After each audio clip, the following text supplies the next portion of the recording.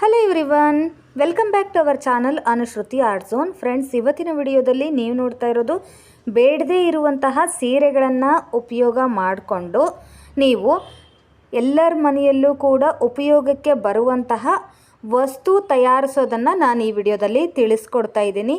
ನೋಡಿ, ಈ ರೀತಿ ನೀವು ಮಾಡಿದರೆ ಪ್ರತಿಯೊಬ್ಬರ ಮನೆಯಲ್ಲೂ ಕೂಡ ದಿನನಿತ್ಯ ಉಪಯೋಗಕ್ಕೆ ಬರುವಂತಹ ವಸ್ತುನ ರೆಡಿ ಮಾಡಬಹುದು. ಮಾರ್ಕೆಟಿಂದ ಹಣ ಕೊಟ್ಟು ತರುವಂತಹ ವಸ್ತುನ ಸಿಂಪಲ್ಲಾಗಿ ಮನೆಯಲ್ಲೇ ₹1 ಖರ್ಚಿಲ್ಲದೇ ನೀವು ಕೇವಲ 4ರಿಂದ 5 ನಿಮಿಷದ ಒಳಗಡೆ ನೀವು ಮಾಡಬಹುದಾದಂತಹ ವಸ್ತುನ ನಾನಿಲ್ಲಿ ತಿಳಿಸ್ಕೊಡ್ತಾ ಇದ್ದೀನಿ. ನೋಡಿ, ಈಗ ಮೊದಲನೇದಾಗಿ ನಾನೇನು ಮಾಡ್ತಾ ಇದ್ದೀನಿ ಅಂದರೆ ಸೀರೆನ ಈ ರೀತಿ 4 ಫೋಲ್ಡ್ ಆಗಿ ಫಸ್ಟು ಮಡಚ್ಕೋತಾ ಇದ್ದೀನಿ. ಹಾಗೆಯೇ ನೋಡಿ, ಸೀರೆ ಪೂರ್ತಿಯಾಗಿ ಇಲ್ಲಿ ಬೇಕಾಗೋದಿಲ್ಲ ನಮಗೆ. ನಾನೀಗ ಆಲ್ರೆಡಿ ಸೀರೆನ ಕಾಲು ಭಾಗದಷ್ಟು ಅಷ್ಟೇ ಇಟ್ಬಿಟ್ಟು ಇನ್ನು ಮುಕ್ಕಾಲು ಭಾಗದಷ್ಟು ಬೇರೆ ವಿಡಿಯೋಗೆ ನಾನು ಬಳಸಿದ್ದೀನಿ. ಈಗ ಇರುವಂತಹ ಕಾಲು ಭಾಗದ ಸೀರೆಯಲ್ಲಿ ನಾನೀಗ ಮಾಡೋದನ್ನು ನೋಡಿ ಈಗ ತೋರಿಸ್ತಾ ಇದ್ದೀನಿ. ನೀವು ಬೇಕಿದ್ದರೆ ತುಂಬ ದೊಡ್ಡದು ಸೀರೆ ಇತ್ತಪ್ಪ ಅನ್ನೋದಾದರೆ ಆ ಸೀರೆಯಲ್ಲಿ ನೀವು ಸ್ವಲ್ಪ ಮಾತ್ರ ನೀವು ಕಟ್ ಮಾಡ್ಕೊಳ್ಳಿ.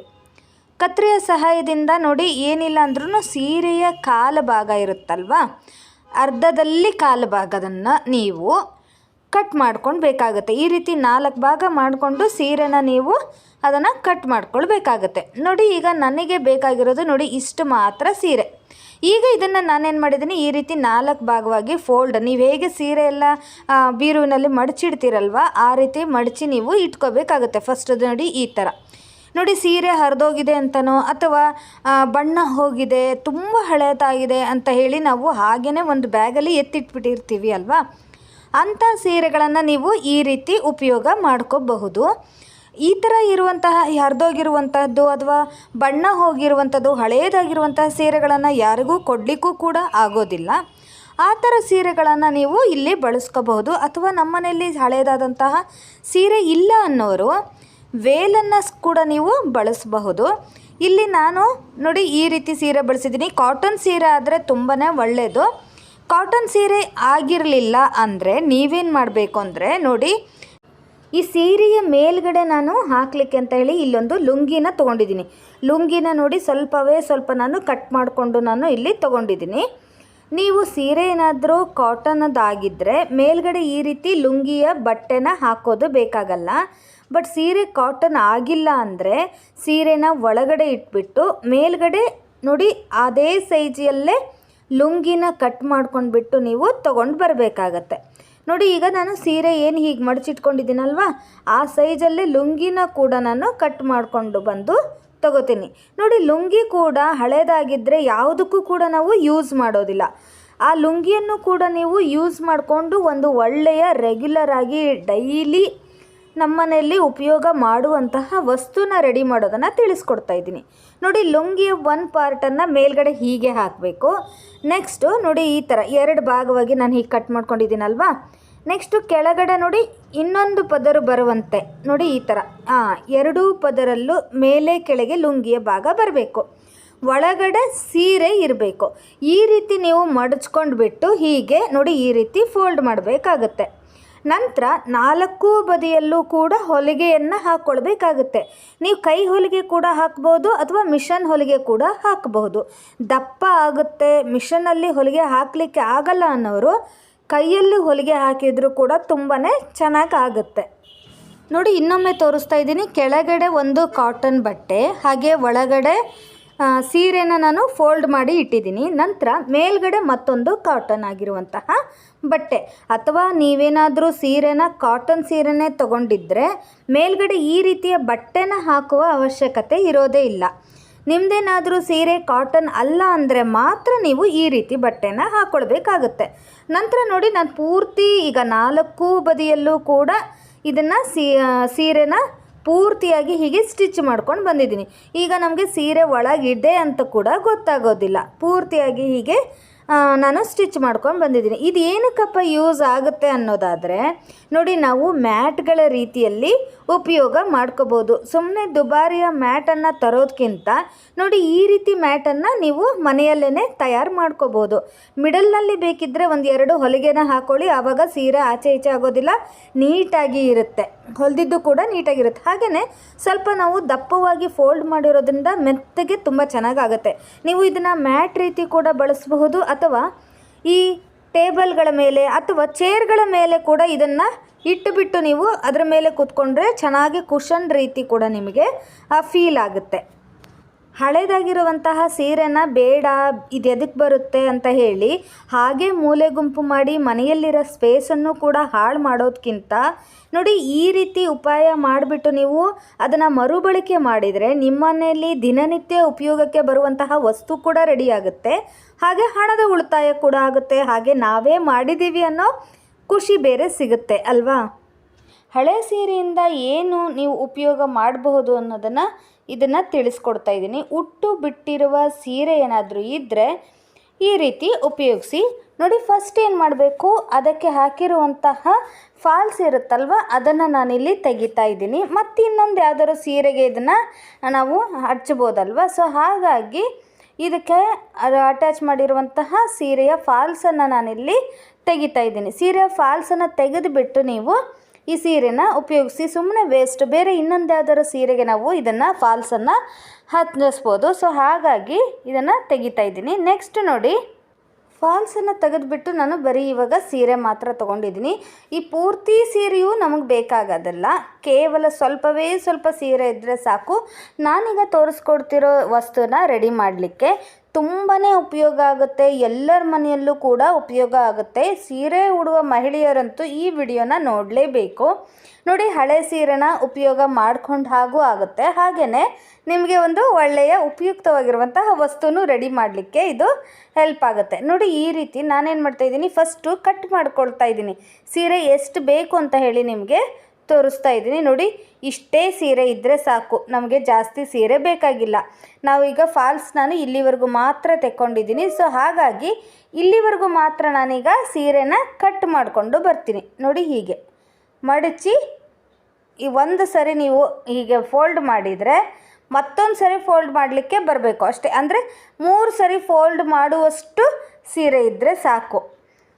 ನಾನೀಗ ನೋಡಿ ಇಷ್ಟು ಬೇಕಾಗಿರೋದ್ರಿಂದ ನಾನು ಅಷ್ಟಕ್ಕೆ ಮಾತ್ರ ಈಗ ಕಟ್ ಮಾಡ್ಕೊಳ್ತಾ ಇದ್ದೀನಿ. ಕಾಟನ್ ಸೀರೆ ಆದ್ರಂತೂ ಇನ್ನೂ ಒಳಿತು. ಕಾಟನ್ ಸೀರೆ ಇಲ್ಲ ಅಂದ್ರೂ ಪರವಾಗಿಲ್ಲ, ಈ ಥರ ಸೀರೆಯಲ್ಲೇ ನೀವು ಇದನ್ನು ಟ್ರೈ ಮಾಡ್ಬೋದು. ನೋಡಿ, ನಾನು ಕೂಡ ಈಗ ಕಾಟನ್ ಸೀರೆ ಇಲ್ಲದ್ದಕ್ಕೆ ನೋಡಿ ಈ ರೀತಿ ಸೀರೆನ ತೊಗೊಂಡ್ಬಿಟ್ಟು ನಾನೀಗ ಯೂಸ್ ಮಾಡ್ತಾ ಇದ್ದೀನಿ. ಈಗ ಇದಿಷ್ಟೇ ಸೀರೆನ ಇಟ್ಕೊಂಡು ಏನು ಮಾಡ್ತಿದ್ದೀವಪ್ಪ ಅಂತ ಹೇಳಿ ನೀವು ಕೇಳಬಹುದು. ನೋಡಿ, ಫಸ್ಟ್ ನೀವೇನು ಮಾಡಬೇಕು, ಈ ಸೀರೆನ ಹೀಗೆ ಡಬಲ್ ಆಗಿ ಈ ರೀತಿ ಮಡಚ್ಕೋಬೇಕು, ಆಯಿತಾ. ಫಸ್ಟ್ ಈ ರೀತಿ ಮಡಚ್ಕೊಂಡ್ಬಿಟ್ಟು ಹೀಗೆ ನಂತರ ನಾವೇನು ಕಟ್ ಮಾಡಿದ್ವಲ್ಲ ನೋಡಿ, ಇಲ್ಲಿ ನಾವೀಗ ಈ ರೀತಿ ಇದನ್ನು ಫೋಲ್ಡ್ ಮಾಡಿ ಈ ಥರ ಸ್ವಲ್ಪವೇ ಸ್ವಲ್ಪ ಹೀಗೆ ಮಡಚ್ಕೊಂಡ್ಬಿಟ್ಟು ಅದನ್ನು ಸ್ಟಿಚ್ ಮಾಡ್ಕೊಂಡು ಬರಬೇಕು. ನೀವು ಕೈಯಲ್ಲಿ ಹೊಲಿಗೆ ಹಾಕಿದ್ರು ನಡೆಯುತ್ತೆ, ಅಥವಾ ಮಿಷನಲ್ಲಿ ಕೂಡ ಹೊಲಿಗೆ ಹಾಕಬಹುದು.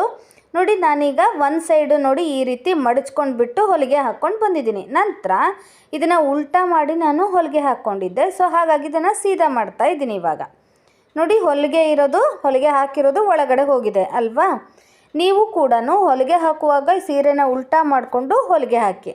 ನಂತರ ನಾವೀಗೇನು ಹೊಲಿಗೆ ಹಾಕ್ಕೊಂಡು ಬಂದ್ವಲ್ಲ ಅದನ್ನು ಸೈಡಿಗೆ ಇಟ್ಕೊಂಡು ಹೀಗೆ ಓಪನ್ ಅಂದರೆ ಸೀದಾ ಸೀರೆನ ಮಾಡಿಕೊಂಡು ನೋಡಿ ಹೀಗೆ ಕೆಳಗಡೆಯಿಂದ ಈ ರೀತಿ ಸ್ವಲ್ಪ ನೀವು ಮಡಚಬೇಕಾಗುತ್ತೆ. ನಾನು ವಿಡಿಯೋದಲ್ಲಿ ಹೇಗೆ ತೋರಿಸ್ತಾ ಇದ್ದೀನಲ್ವ ಆ ರೀತಿ ನೀವು ಈ ರೀತಿ ಹೀಗೆ ಮಡಚ್ಕೋಬೇಕು. ಮಡಚ್ಕೊಂಡ್ಮೇಲೆ ಎರಡೂ ಬದಿಯಲ್ಲೂ ಕೂಡ ಈ ಸೈಡು ಹಾಗೆ ಆ ಸೈಡು ಎರಡೂ ಸೈಡಲ್ಲೂ ಕೂಡ ಸ್ಟಿಚ್ಚನ್ನು ಮಾಡ್ಕೊಂಡು ಬರಬೇಕು. ಸ್ಟಿಚ್ ಮಾಡೋದನ್ನು ತೋರಿಸಿದ್ರೆ ತುಂಬ ಲೆಂತಿ ವಿಡಿಯೋ ಆಗಿಬಿಡುತ್ತೆ ಅಂತ ಹೇಳಿ ನಾನಿಲ್ಲಿ ತೋರಿಸ್ತಾ ಇಲ್ಲ, ಕೇವಲ ನಿಮಗೆ ಹೇಳ್ತಾ ಇದ್ದೀನಿ. ಸೈಡಿಗೆ ಈ ಸೈಡು ಮತ್ತು ಹಾಗೆ ಈ ಸೈಡು ಎರಡೂ ಬದಿಯಲ್ಲೂ ಕೂಡ ನೋಡಿ ಹೀಗೆ ಎರಡೂ ಬದಿಯಲ್ಲೂ ಸ್ಟಿಚ್ ಮಾಡ್ಕೊಂಡು ಬನ್ನಿ. ಇದಿಷ್ಟು ಸ್ಟಿಚ್ ಮಾಡ್ಕೊಂಡು ಬಂದಮೇಲೆ ನಿಮಗೆ ನೆಕ್ಸ್ಟ್ ಏನು ಮಾಡಬೇಕು, ಇದೇನಕ್ಕೆ ಯೂಸ್ ಆಗುತ್ತೆ ಅನ್ನೋದನ್ನು ತೋರಿಸ್ತೀನಿ. ನೋಡಿ, ಈಗ ನೀವು ನೋಡ್ತಿರ್ಬೋದು ನಾನು ಸ್ಟಿಚ್ ಮಾಡ್ಕೊಂಡು ಬಂದಿದ್ದೀನಿ. ಹಾಗೆ ಎಕ್ಸ್ಟ್ರಾ ದಾರ ಇದ್ದರೆ ಅದನ್ನು ಕೂಡ ಕಟ್ ಮಾಡಿಬಿಡಿ. ಎರಡೂ ಬದಿಯಲ್ಲೂ ಈ ರೀತಿ ಸ್ಟಿಚ್ ಮಾಡಿದ್ದೀನಲ್ವಾ. ಈಗ ನೋಡಿ ನಮಗೆ 2 ಲೇಯರ್ ಮೇಲ್ಗಡೆ ಹಾಗೆ 1 ಲೇಯರ್ ಕೆಳಗಡೆ ಇದೆ ಅಲ್ವಾ. ನಂತರ ನೀವೇನು ಮಾಡಬೇಕು ಅಂದರೆ ನೋಡಿ ಈ ರೀತಿ ಸ್ಟಿಚ್ ಮಾಡಿದ ಮೇಲೆ ನೀವು ಮೇಲ್ಗಡೆ ಭಾಗವನ್ನು ಹೀಗೆ ಮಡಚಿಬಿಟ್ಟು ಅಲ್ಲಿ ನೀವು ಮಾರ್ಕನ್ನು ಮಾಡಬೇಕಾಗತ್ತೆ. ನಾನು ಪೆನ್ನಿಂದ ಮಾಡಿದ್ದೀನಿ, ಬಟ್ ಅಲ್ಲಿ ಕಾಣಿಸ್ತಾ ಇಲ್ಲ. ಸೊ ನೋಡಿ ಈ ರೀತಿ ಚಿಕ್ಕದಾಗಿರುವಂತಹ ಬಟ್ಟೆಯ ಪೀಸನ್ನು ತೊಗೊಂಡ್ಬಿಟ್ಟು ನಾನಿಲ್ಲಿ ನೋಡಿ ಈ ರೀತಿ ಪೀಸ್ ತೊಗೊಂಡ್ಬಿಟ್ಟು ಎರಡೂ ಬದಿಯಲ್ಲೂ ಕೂಡ ನೋಡಿ ಹೀಗೆ ಇಟ್ಬಿಟ್ಟು ಅಲ್ಲಿ ಸ್ಟಿಚ್ ಮಾಡ್ಕೊಂಡು ಬರಬೇಕು. ಕೈಯಲ್ಲೇ ನೀವು ಸೂಜಿ ದಾರದ ಸಹಾಯದಿಂದ ನೀವು ಒಂದು 2 ನಾಟ್ ಹಾಕಿದರೆ ಸಾಕಾಗುತ್ತೆ.